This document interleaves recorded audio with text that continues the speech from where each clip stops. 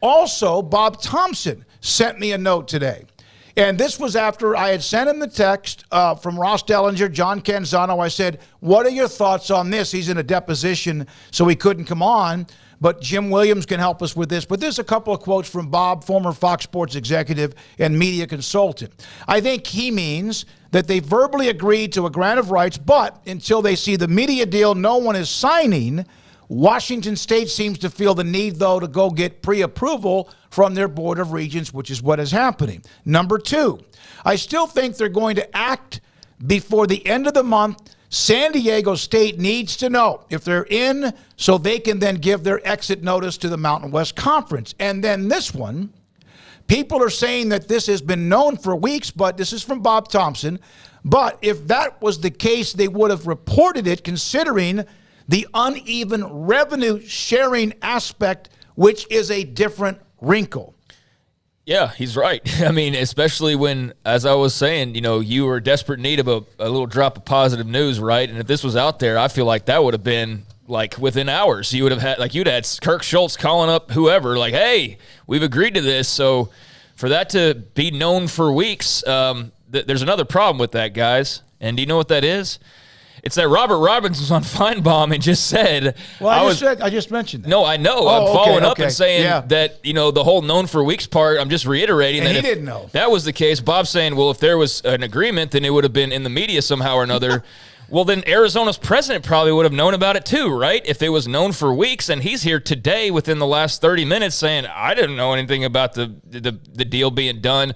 Maybe it's just a wide brush painting that done and knowing means that you were somewhat aware of and things were loosely put together, and we're just conceding that you knew that as being done. I don't know where that little blank needs to be filled in exactly, but yeah, that kind of contradicts itself. The whole, this has been known for a while, and then Arizona's president says otherwise. So that's a little bit of a mystery on why that is, but regardless, it is, significant in that, that does answer a question that was out there about what would Oregon do, what would Washington do, but it doesn't answer the biggest questions. And that's the thing that's really the big takeaway from the news today. And that's the thing that everything else hinges on. Conundrum, Smokey, there's nothing without a grant of rights. No, but right.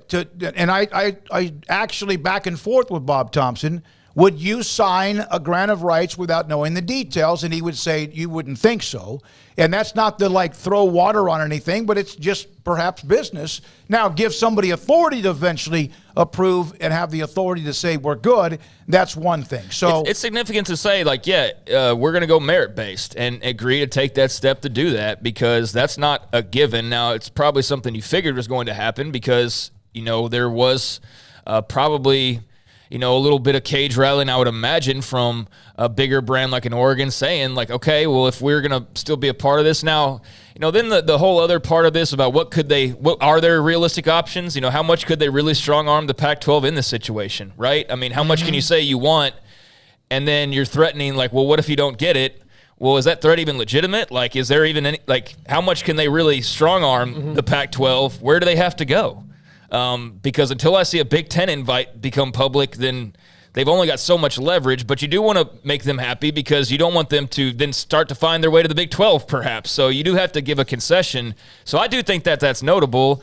And, we'll see if that's the kind of the new thing, I guess, with the ACC and the Pac-12. And, does it stop there as far as the merit base goes? I guess for now it does, because everybody else is locked in with their deals made over the last couple of years. But I do think that's a notable thing and something, if you're a Pac-12 fan, you should feel good about, but still need to see those numbers. Well, and you do want to, if you're the Pac-12, head off the past the we'll call it the Florida State Clemson crisis, right? Exactly, where you could, especially since this deal will be much shorter than the ACC's. The ACC is trying to quell this so that 5 years from now, they don't get really mad and go, okay, well, now we've worked on it to the point where we've saved up some money. We can do this in 3 years. And then you're really screwed when the next TV deal comes around in 2036. So they don't want to do this all again later, the Pac, knowing that they're going to have to do this again in 5 or 6 years,